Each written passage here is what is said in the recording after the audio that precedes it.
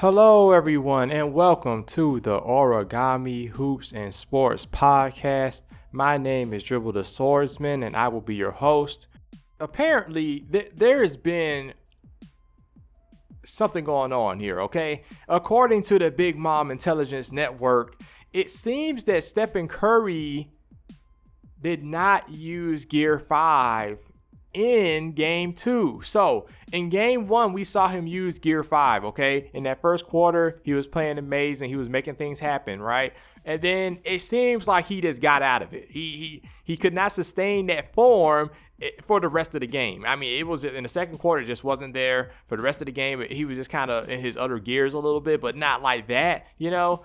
But in this game, I think that he didn't go Gear 5 at all in game 2. He just kind of stayed. I think he kind of used as Gear 2. He used some Gear 3 type stuff as well. He didn't really touch Gear 4 like that, I don't feel like, you know. So we'll see how he goes through his different gears and whatnot. And if it is your first time listening to this particular podcast, just know you probably need to go back to episode 1 and see what I'm talking about. Joy Boy is a character from One Piece, and I think that Stephen Curry is the Joy Boy of the NBA, and I have reasons laid out in that video, and it's something that you need to understand first before you go any further, probably. So check out that video, episode number 1, and then come back to this one. But thank you so much for giving this a try. So here we go. All right. So I'm thinking that if he can master Gear 5, they definitely will win the series. I mean, it's going to be probably no question if that happens, but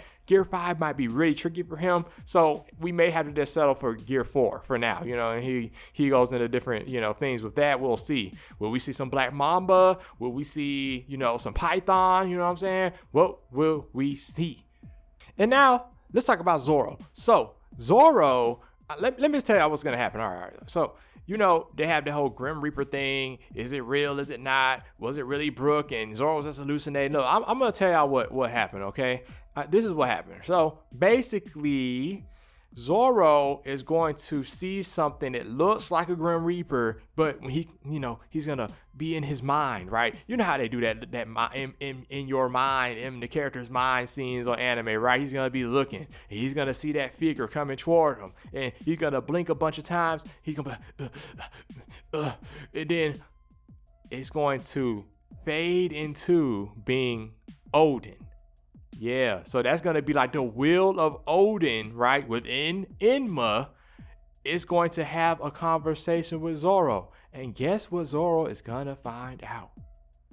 He's going to find out how black blades are made, ladies and gentlemen. That's what's going to happen. You heard it here first, all right? Let everybody know that I said it. Because they're going to have that little conversation. And then after that conversation is finished, Oda's gonna show Emma turn into a black blade. Boom. That might be the end of the chapter, or he might just cut away to something else. Watch what I tell you.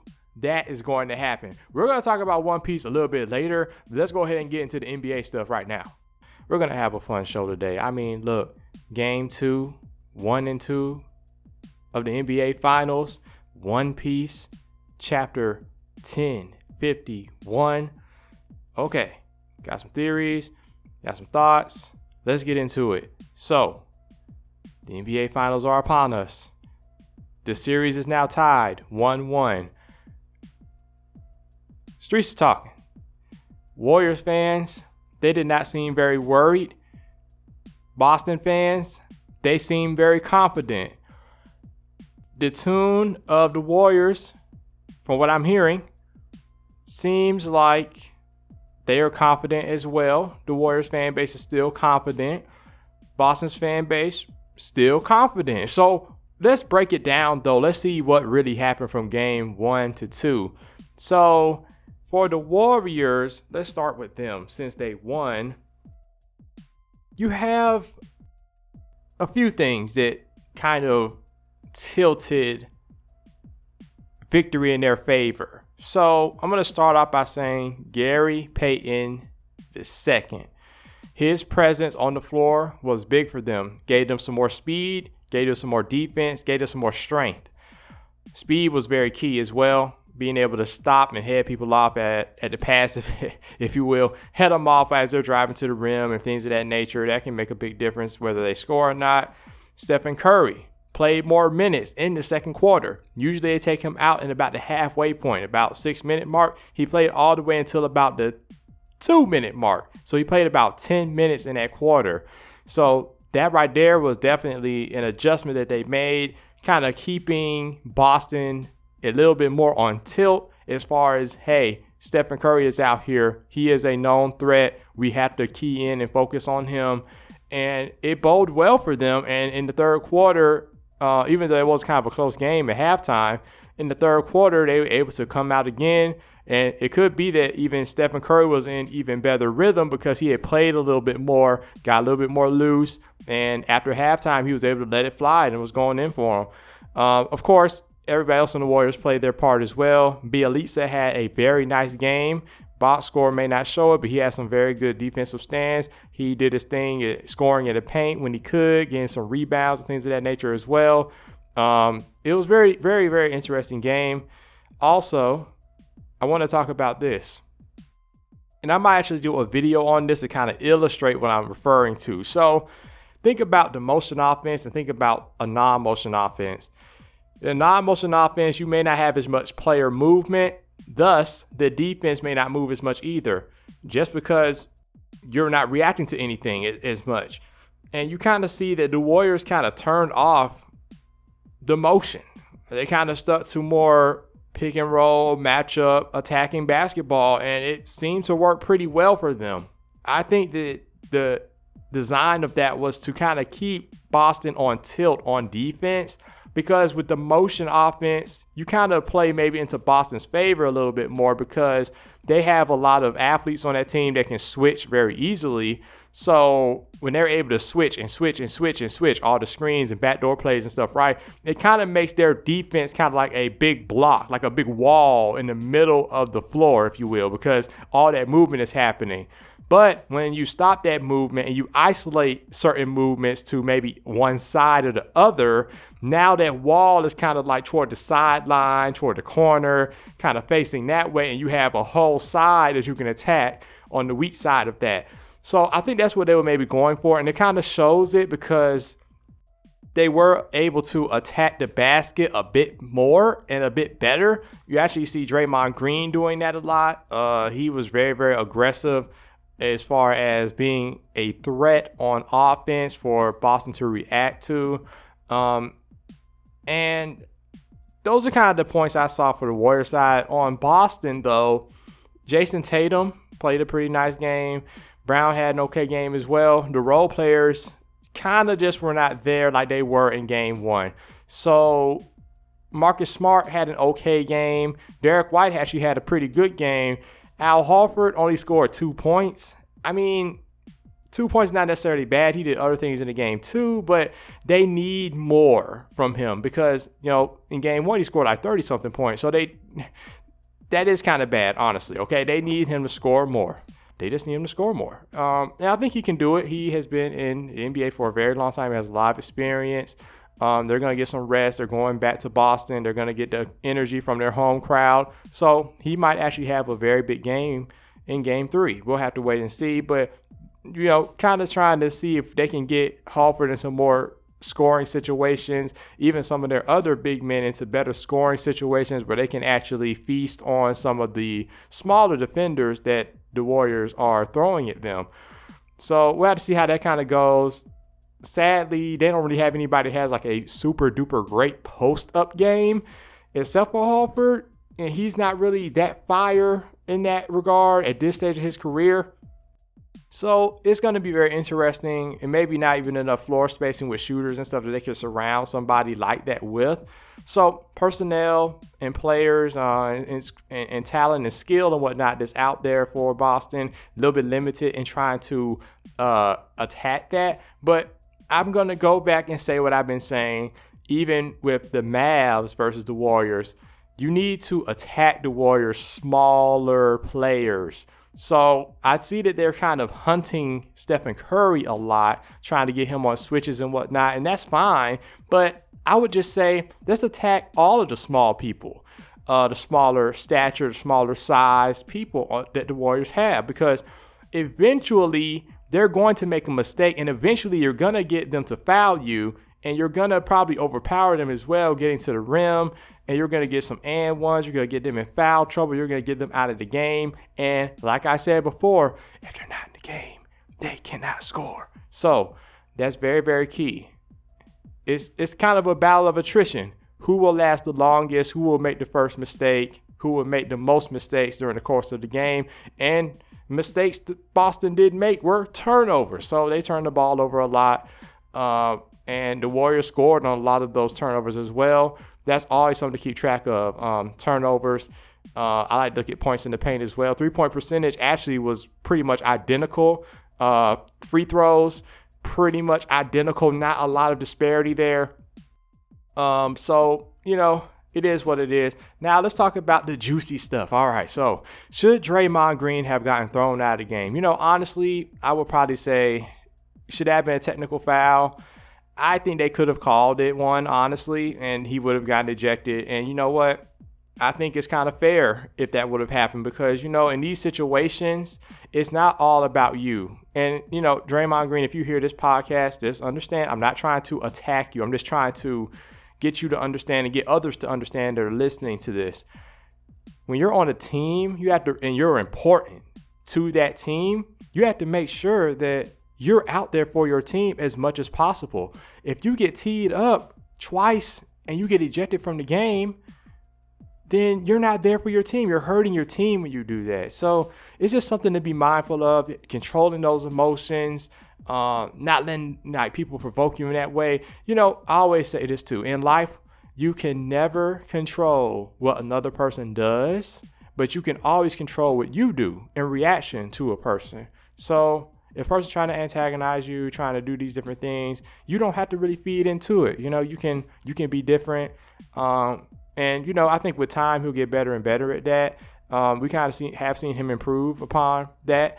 So we'll see. We'll see how it goes. But that's just something to be mindful of. That easily could have been, an ejection. And then the Warriors potentially could have been down, 0-2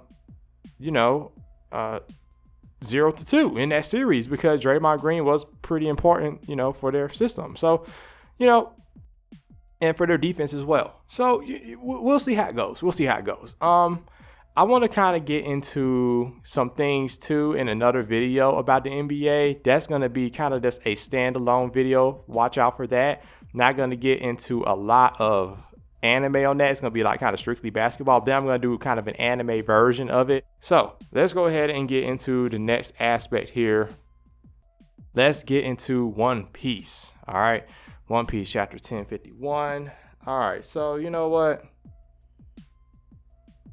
It might actually be over.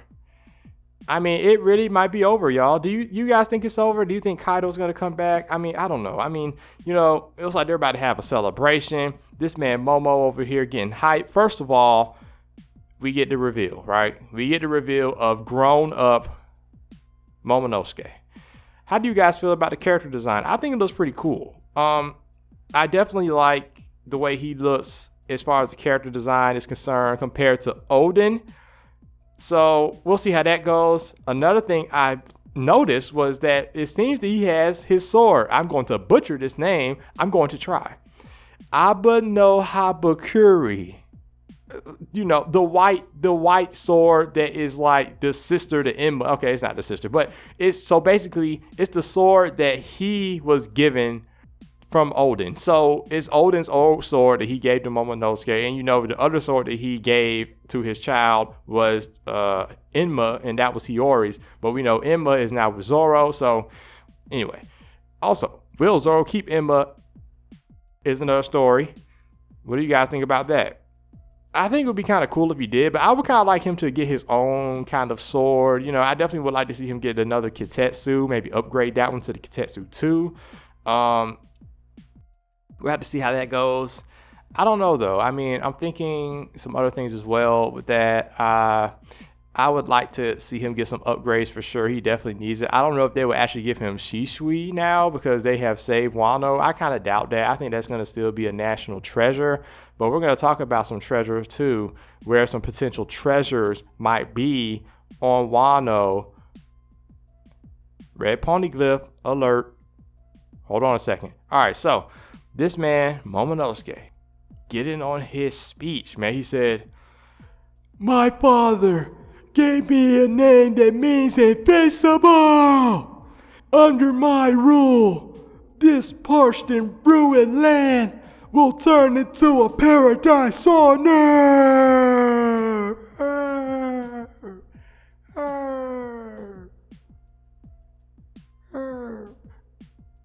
Yeah, so, he got super epic with it.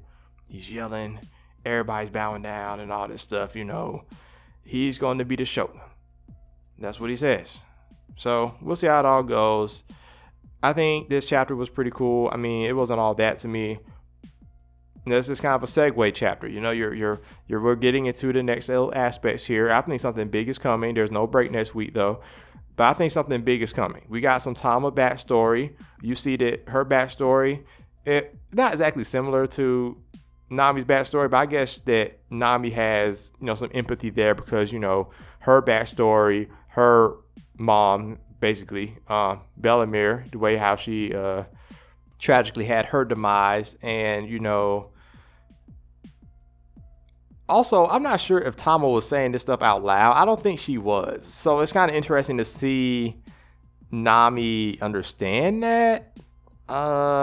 So that's kind of something, too, to keep in mind. It could be possible that, Tama told Nami these things off screen.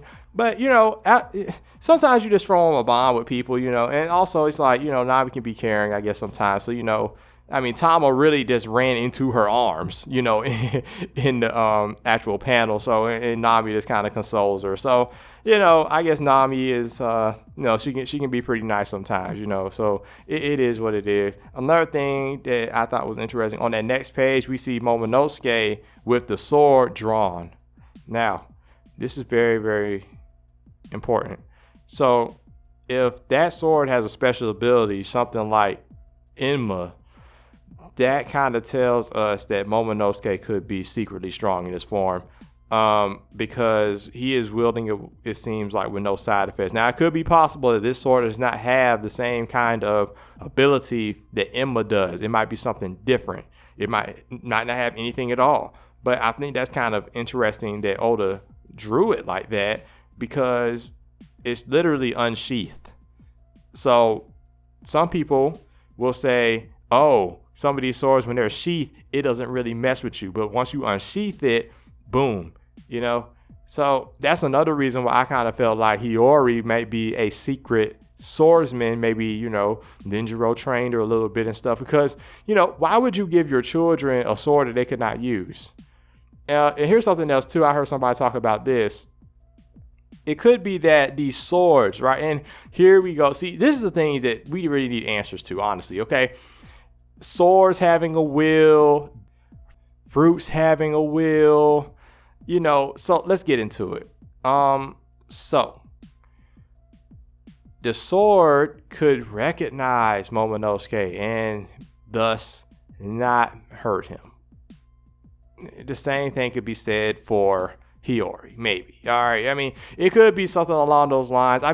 For goodness sake, we have a sword that ate the elephant fruit. Come on, man. There's something going on there with these wills and stuff, Kaido was definitely able to feel some type of presence, some type of Odin type presence coming from the sword when Zoro had it, fighting against him and stuff. So let's go ahead. Let's get this ZKK, Zoro killing Kaido thing out of the way. Will it still happen? Probably not. But I think something even better could happen, lore-wise. Okay, the volcanic eruption. In the last episode, we talked about how I think that could shoot Kaido up, and boom, he's there again. He's ready to fight. He didn't really get hurt, and it's like, okay, now who's going to fight against him? I don't know if that's going to happen. It might or it might not. But here's another thing I thought, that because to me, it's kind of like it's kind of random to have like a huge explosion like that, which I thought was a beautifully drawn panel. But what I'm thinking is that I think this is how Oda is going to reveal the poneglyph, the red one. Because there was a rumor, I don't think it's ever really been confirmed in the story, but there's kind of like a rumor in the story that Kaido has a poneglyph and that it was on Onigashima. Okay? Now, if you look at the geometry, and not geometry, but the geology and whatnot of Wano, you kind of can say that Onigashima was probably on top of a volcano. Okay? And if that's what it really is, the poneglyph could be inside the volcano as well. And during this eruption, it could have gotten shot up into the air and landed somewhere. And maybe they will find it in another location. Maybe it lands in Ringo and Zoro stumbles upon it after he goes to visit Ryuma's grave, after he wakes up. That's a plot point that we did need to see.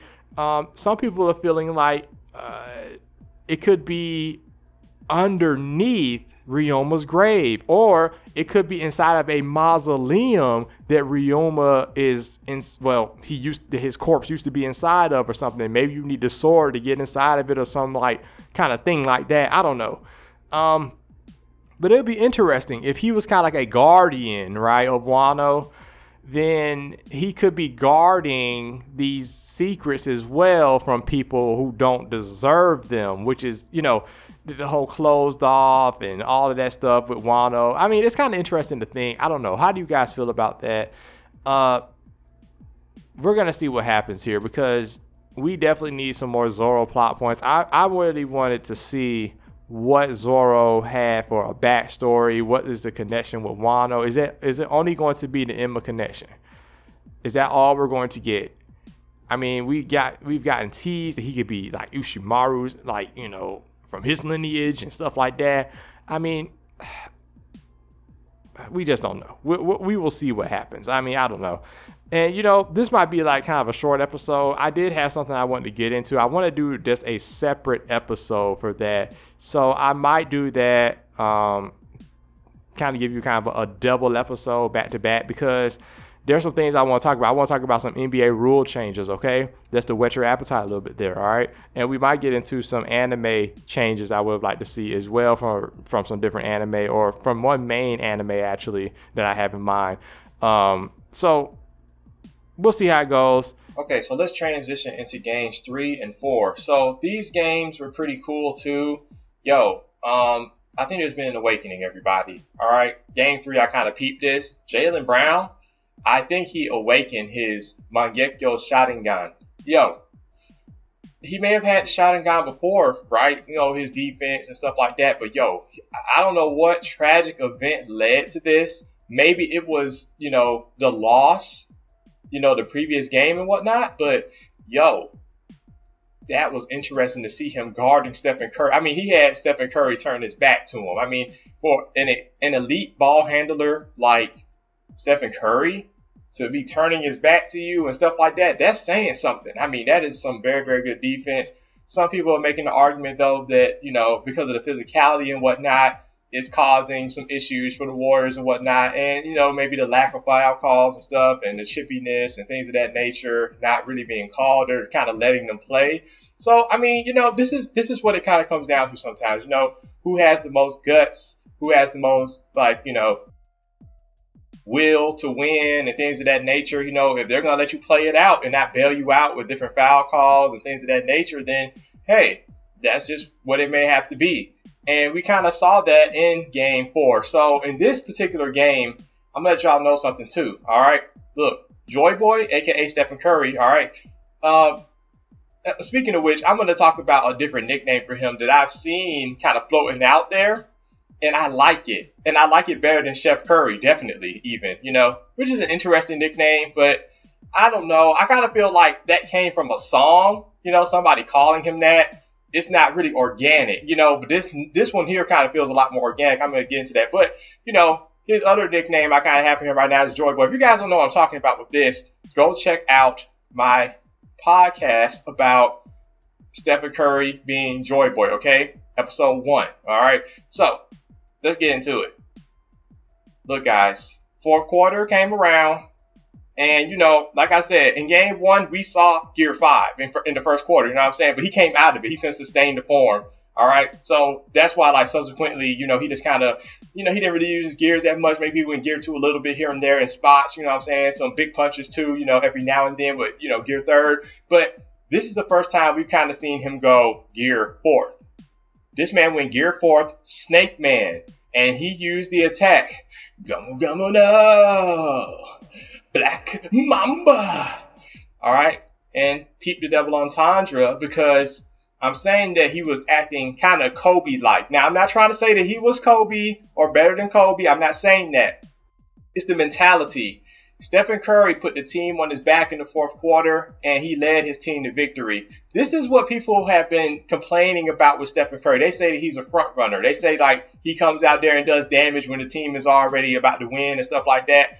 Honestly, I have peeped that a few times, okay? But this is what some people want to see, and I like to see it too. Don't get me wrong. I love unselfish play. I love it. I love team basketball. I love ball movement. I love all of those things.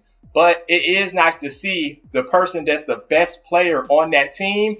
Okay, my teammates don't have it tonight. Give me the ball. Let's play through me. Let's win the game. It's nice to see that. And sometimes it's nice to play with a person like that too, especially if you believe in them. And Stephen Curry's teammates believe in him and they want him to win. Like Andre Iguodala was saying, like, he likes Steph. I want him to win. Like, he said this in the interview and stuff. So, I mean, and other people talk highly of Steph too on his team. So they probably want him to win. They want him to get these things. So, I think that they're fine with him playing that way. And he really had to, because he wasn't getting a lot of help necessarily from different teammates. I mean, he was and he wasn't. Let's talk about the controversy really quickly. Draymond Green getting benched for a time in the fourth quarter. I think it was necessary. He was not having a good game. Hey, why not get somebody else in the game who's having a good game and that's in rhythm and they can help you win the game? That's what they did. However, I do think that there were some, let's just say, bad shot selections for both teams down the stretch here. All right, so when Golden State was trying to come back, you see Otto Porter in the right corner. He's wide open for a three. I think the game was like tied or something like that, or maybe they were down by 2 or by 1 or something. But my thing was, I think they were tied. But my thing is like, okay, he shot the 3 and he missed it. No, it was a completely wide open 3. So I guess you can justify it. But at the same time, if I'm Otto Porter, let's just say like this, okay? Let's say this was a game of 2K. If I'm tied up, right, and I'm like, yo, I haven't had the lead all game. I need to try and get the lead and then hold on to it, hope for a stop on the next possession. I'm going to not take that 3. I'm going to drive the ball into the basket. Hopefully I get the layup, or maybe I get a foul. And guess what? That may put me on the free throw line. I made both free throws, or at least one, give me the lead. And then it also puts the other team in a bind, because now one of their players is, more in foul trouble, potentially. Then maybe they have to get subbed out or had to play a little bit differently on defense the next possession. Guess what? Oh my God, they have 5 fouls. They have 4 fouls. I don't want to get a 5th. I don't want to get a 6th. Guess what? Now it's easier to score on them. So chess, not checkers, okay? But, and then there was another play too. I think Klay Thompson or somebody. Like, that's the thing. Like, I feel like, and somebody else made a point about Boston too. Both of these teams, like when they're down, they 3-point hunt. Like, they hunt for threes. It's like, yo, okay, fair and fine, right? But at the same time, look, the 2 is going to get you in the game as well. Look, you come down and you miss, 2 threes, right? Let's say that, when you could have had a higher percentage shot and made 2-point shots, you just missed out on 4 points. You understand what I'm saying? Like, so you could have had potentially 6, but at a less percentage, you missed out on the 6 points. You could have had 4 points at a higher percentage, but since you chose the opposite, and chose to shoot 3-pointers, now you don't have any points when you could have had maybe 4. So it's a swing thing. It's like, and that's the thing. Like, when you have a lead, when you don't have a lead, when the game is tied, each possession is predicated on that, what you may or may not do, right? Sometimes when Pearson is down by 2, they're a little bit antsy. They're a little bit scared to shoot, maybe. You know what I'm saying? But when you're up, you're like, okay, I'm going to shoot this because, we have a little bit of a cushion. I can take that risk. The pressure is a little bit less. So both teams kind of have that issue, In fact, somebody brought up that this is kind of like a weakness that Golden State could exploit. since they had better shooters probably all the way around through, their different lineups and stuff like that. And that's the thing too. People, when they play the Warriors, they get trapped into their Warrior style. Like I've been saying on the previous podcast and stuff, they trick you into thinking like, hey, I need to go small too to match up. No, go big, punish them for being small, get rebounds, out physical them. Punish them, utilize your big men if you can, and punish those smaller players in the paint. Things like that. Get them in foul trouble. Okay, drive to the rim. They're smaller. They may not can block the shot. They're going to foul. So, that's how you beat the Warriors. But I say all that to say, when you go away from that and you're like, oh my goodness, we're down. We have to shoot more threes to try and come back. No, look, get your 2-pointers. Get your chip shots. Get your chip shots in, and everything else, can come off of that. You know what I mean? So it's just chess, not checkers. You have to be thinking through these things. But it was a very, very, very good game. I really enjoyed watching Game 4. It was a lot of dramatics, of course, with Stephen Curry making these shots and whatnot. It seems like he's getting fouled and stuff. But, that's been kind of a thing that's been going on with Stephen Curry for several years now, even in the regular season as well. Doesn't get to the free throw line that much, especially for a person of his caliber in the NBA. You would think he gets to the free throw line as much as like James Harden or like LeBron James and people like that, but he really does not. I know other players too that don't really get this, and I know this because I followed their team for a bit, is like Portland when Damian Lillard and CJ McCollum were together. Damian Lillard didn't get that many free throws either. And CJ McCollum didn't really either, right? And another person that comes to mind is Kyrie Irving. He doesn't get that many free throw attempts either, I don't believe. And I know, especially with Kyrie Irving, it could be said that, I heard somebody talk about this and I agree, his agility and his style and flair, all the fanciness that he does around the rim and whatnot, it kind of makes him dodge contact. You know what I'm saying? So, and when you're dodging contact like that, you're not going to get the foul call because you're not being touched necessarily, or as heavily as you could be. So the agility is kind of messing them up a little bit. So maybe a person can be a little bit more rigid. That sounds wild, but a little bit more rigid and, maybe get more foul calls like that. But, I don't know. It's just something, it's an observation, right? So yeah, that's pretty much what's going on with Game 3 and 4. But I will say, I tweeted this out as well. Game 4, yo, let me tell y'all, okay? That game, whoever would have won that game, Boston or Golden State, was going to win the series.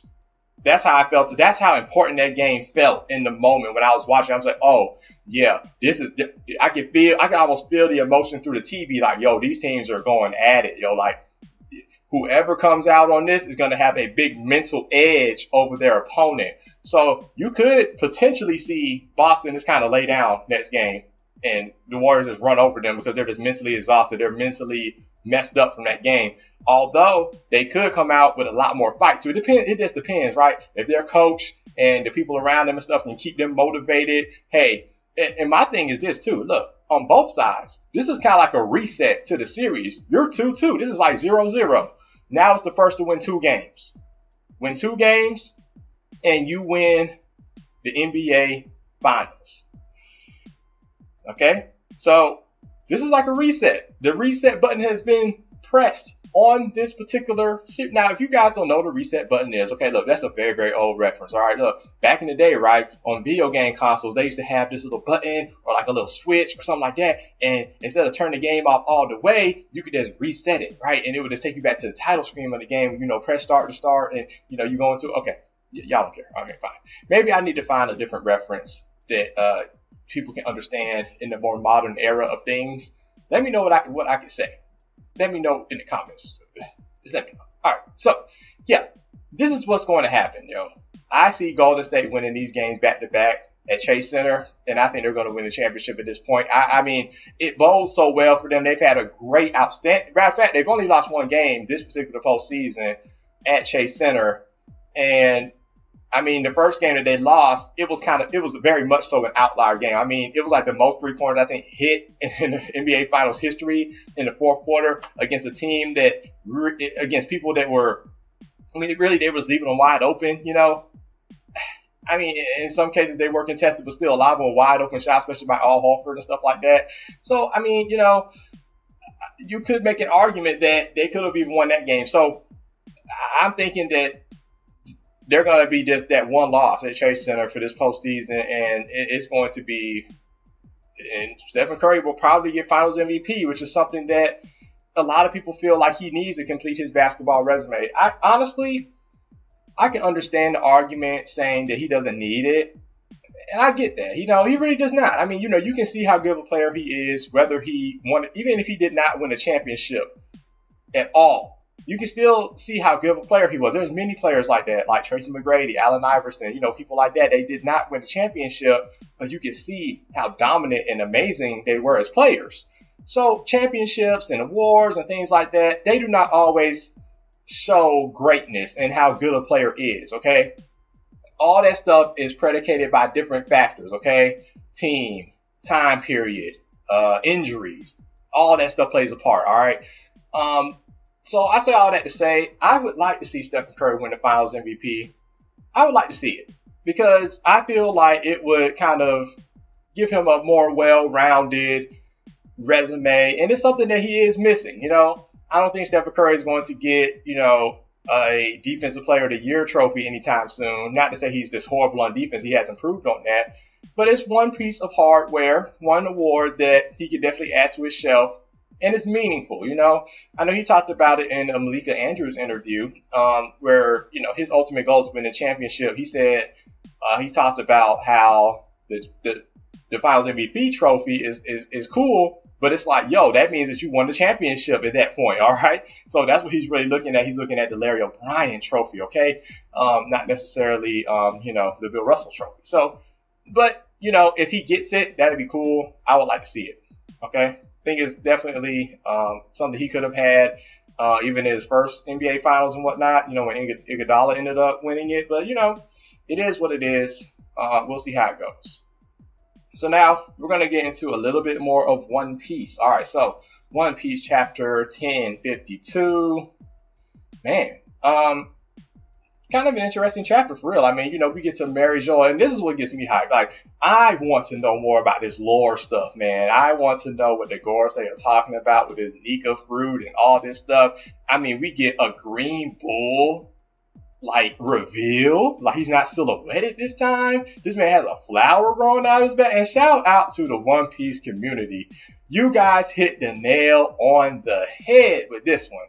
He seems to be some type of flower or plant-based fruit user. So that is going to be very, very interesting to see how that plays out. This man, it seems like he's using these flower petals as a propeller to kind of hover or fly around. That's pretty cool. And it adds to the list of fruits that give you the ability to fly.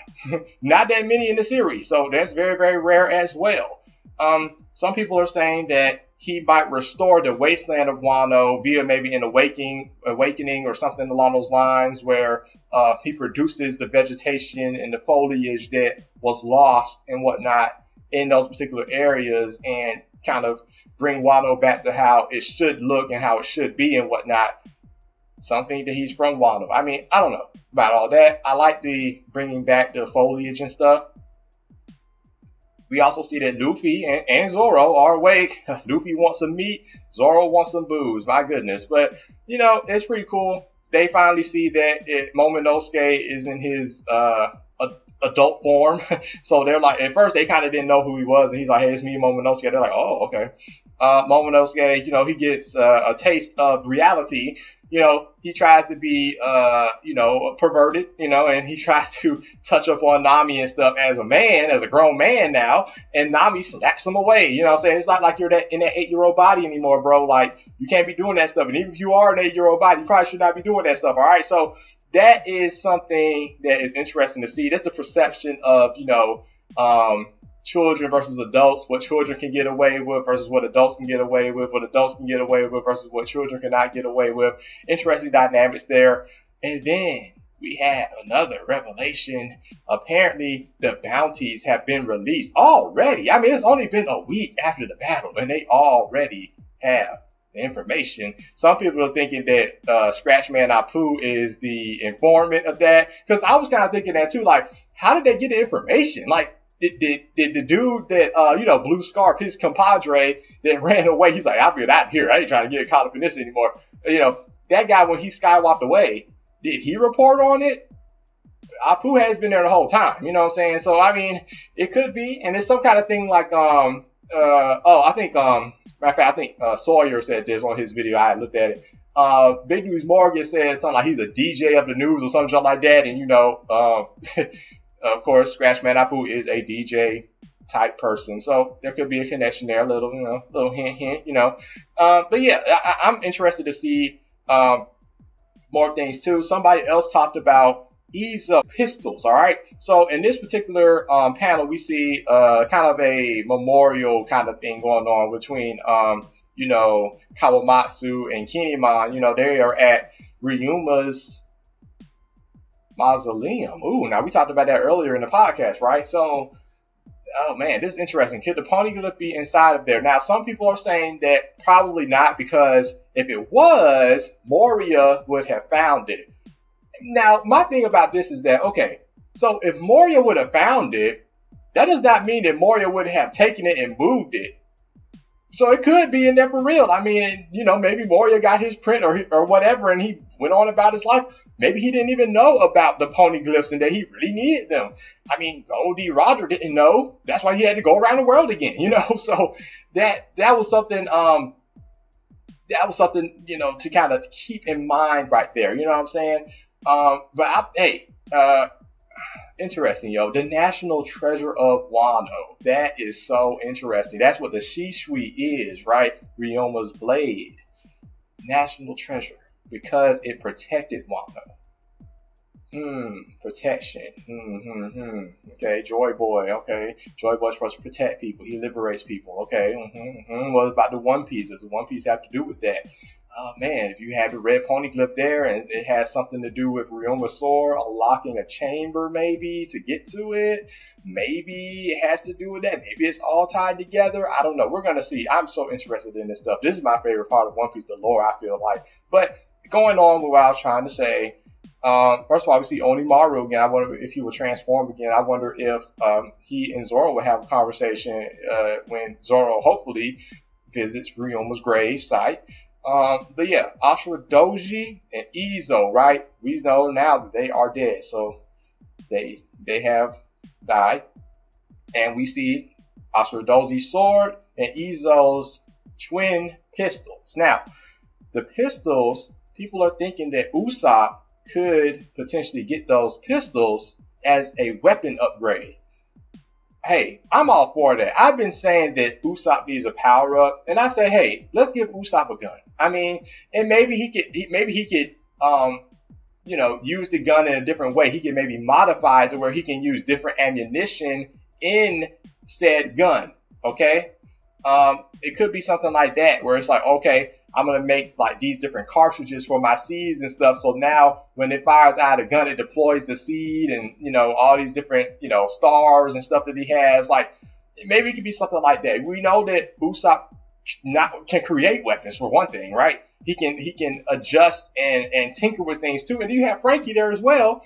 But, Frankie's kind of like interesting because he talked about not making things for war anymore. So we'll see how that dynamic goes. But, I would like to see that. I would like to see Usopp get a weapons upgrade. I definitely think he needs it.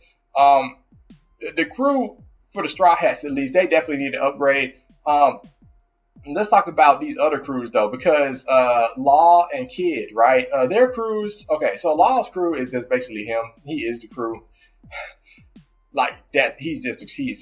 Okay, it's just him. And then you might even say the same for Kid at this point, too. But you might even make the argument that Killer's stronger than him. So, I mean, I don't know. How far do you want to place Awakening and stuff like that for different things? I mean, I don't know. Like, I guess to an average non-Yonko person, if you did the assignment, thing that Kid did with the magnetism and stuff, that would be pretty OP. I mean, so I don't know. I just don't know. We'll have to see how it goes. But I am excited for the future of One Piece. There's going to be a chapter coming up in a few days 10:53, and then there's going to be a huge break. This is big news for real. Oda's going to take about a month off. He's going to take a vacation. Probably, he wants to make sure that he has everything, ready for this next saga. Now, understand saga and arc are two different things. An arc is an individual storytelling progression, that tells a story that has a beginning and an end. Okay? A saga is something that has multiple story arcs within it. So understand this. The Yonko saga is what we were just in, right? And look how many things we had in it, right? We had like Dressrosa, Punk Hazard, Zoe, Wano, Whole Cake Island. Those are a lot of arcs, a lot of chapters. There are a lot of years there invested in this particular saga. So don't think that, hey, this next like little section of the story is going to be like the end of the story. No, Oda has, there is a way Oda could absolutely tie up all these story ends and pieces that he's put out there. And, maybe in a year, but that may be to the detriment of the story. Like if you just do a year of info dumps, a lot of people probably not going to like that. The people are going to want to see some fights. They're going to want to see some side stories. They want to see some backstories. They want to see different things like that. So if you're just going to lore dump, this is what these fruits are. This is what hockey is. This is what the One Piece is. Like, all these different things like that. This is the true history and all that stuff.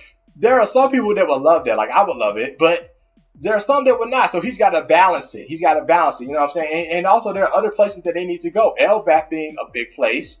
There are probably other places too. They may have to go to Marijola. Maybe something going on with Sabo. There's a lot of different things. There's a lot of different things that Oda has to talk about and that he has to do. So we'll see how it goes. But hey, it must deserve a break. I mean, hey, I feel like it's going to be kind of like a working break. He's going to definitely be thinking about stuff. Seems like he may be going to South Africa, to look upon the live action version of One Piece is going to be coming to Netflix and whatnot. So we'll see how it goes. Hopefully he can get some rest. I mean, he does take breaks and whatnot. I'm kind of under the suspicion that though he takes those breaks, is to give him more time for the chapter because it's going to be a big chapter. It's going to be a lot that needs to be kind of explained and drawn and stuff like that. So he needs a little bit more time to kind of iron out the kinks, so to speak. I could be wrong in that. Maybe he's just laying in bed all day. I don't know. But hey, to each their own with that. You know what I'm saying? Because some people need a little bit of relaxation to get their energy back, and some people need a lot. Hey, it is what it is. But you know what? I'm excited. And I just want to say this too. Speaking of hiatuses, right? We'll talk about Hunter x Hunter. Apparently, he's still, I think, releasing some different panels and stuff every now and then. But there was a panel in this chapter that reminded me of Hunter x Hunter. So if you look at the panel after Hawkins and Drake have their conversation, there's a panel where Hawkins says, me. He's just kind of laid up against, like, I guess his wood thing or whatever, this wood column type thing, square column, rectangular column. And it reminded me of Shalnark after Hisoka killed him and he was on that swing. It reminds me of that for some reason. So how do y'all feel about that? Like, how do y'all feel about Hawkins being potentially dead right now? 1% chance that he was going to live. Wow. It was him the whole time. A lot of people thought it was Drake or somebody else. I'm kind of at a loss because I wanted to see what that card was about that he was talking about, the power-up card or something like that. Why are you just going to bring something like that out, Oda, and then not, you know what? I don't know. We'll see. It could be possible that, honestly, I think that Drake may try to recruit him for Sword. We'll see how that goes, too. Interesting, another plot point, though, that Oda seems to probably about to be delivering on very shortly. Drake said this very early on in the raid and whatnot. He said the Navy comes later. Ooh, so now we are in later, quote unquote, right? The raid is over, the battle is over. So the Navy, Green Bull is here. Who else is here? Could Kizaru, could he be here? Ooh, he wanted to go. He wanted to smoke. I kind of said, no, wait, no, let's not. So, that could be interesting. Could two admirals show up? could they actually want to do their job? Is the other part. Will they let everybody just get away? Like, oh no, we can't catch them. Or will they actually try this strong on them? Like, nah, bro, you come with us. Yeah, some people felt like Luffy might get captured. But I think that was more predicated on him being knocked out. But since he is awake now, that may be different. I wonder, can Luffy still use his gears? I feel like this may be a consequence or something like, I don't know. Here's another Hunter x Hunter vibe. Like, I feel like since Luffy went Gear 5, right? It could be something to where maybe he can't use his gears at all now for a long period of time or something.